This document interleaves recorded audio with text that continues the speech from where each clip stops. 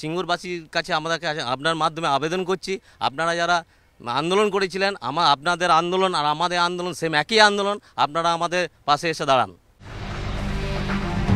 সিঙ্গুরের অনিচ্ছুক কৃষকদের মতোই জমি দিতে চাইছেন না তাঁরাও, তাই তাদের আর্জি এই লড়াইয়ে তাদের পাশে দাঁড়াক সিঙ্গুরও। 1800 একরের কিছু বেশি জায়গা নিয়ে অন্ডাল বিমাননগরী গড়ে ওঠার কথা, কিন্তু জট প্রায় 109 একর জমি নিয়ে। অনিচ্ছুক কৃষকের সংখ্যা কমপক্ষে 650।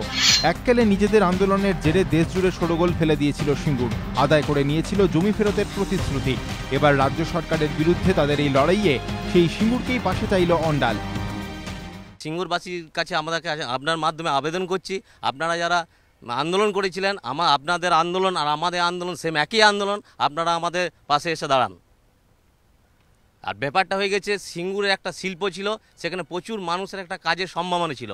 আর আমাদের এখানে হয়ে গেছে কি, আমাদের এখানে হচ্ছে গরিব মানুষের জমি লুট করে বড় লোকের হাতে তুলে দাও, এই একটা যে চক্রান্ত চলছে, সেই প্রতিবাদে আমরা সবাইকে সামিল করতে যাই। অন্ডাল পাশে চাইলেও সিঙ্গুর কি পাশে দাঁড়াতে রাজি? একদিকে জমি ফেরতের আইন ঝুলছে আদালতে, অন্যদিকে অধিগৃহীত জমি ফেরানো নিয়ে এখন খোদ শাসকের গলাতেই ভিন্ন সুর। এই পরিস্থিতিতে টানা 8 বছরের লড়াইয়ের পর তাদের সম্বল বলতে শুধুই প্রতিশ্রুতি।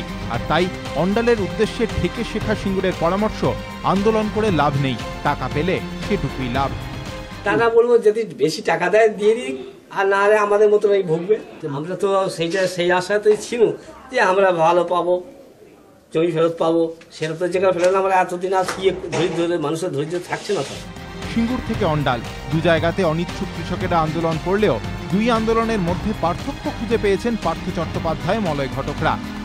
সিঙ্গুরেও একর হয়েছে, এখানেও একর হয়েছে, এবং আইন আপনারা জানেন যে একর একবার যদি হয় তাহলে সেই জমি ফেরত দেওয়ার কোনো প্রভিশন নেই।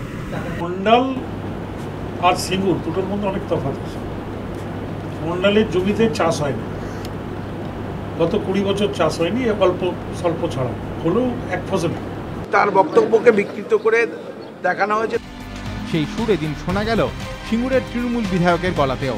তফাৎটা ওইখানেই রয়েছে যে একটা সরাসরি জাতি একটা প্রয়োজনে নেওয়া হয়েছে, আর একটি হচ্ছে যে একটি প্রাইভেট কোম্পানির স্বার্থকে শিল্প স্থাপনের জন্য নেওয়া হয়েছে, প্রাইভেট কোম্পানির জন্য নেওয়া হয়েছে, আর একটা জাতীয় স্বার্থের জন্য নেওয়া হয়েছে।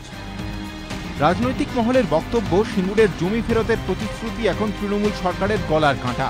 এই পরিস্থিতিতে অন্ডাল বিতর্ককে পাশ কাটানোর জন্যই কি শাসক দলের এই সরকারি বেসরকারি পার্থক্য কৌশল? এই প্রশ্নই উঠছে রাজনৈতিক মহলের একাংশে। বিতনু চট্টোপাধ্যায় ও সৌরভ বন্দ্যোপাধ্যায়, এবিপি আনন্দ।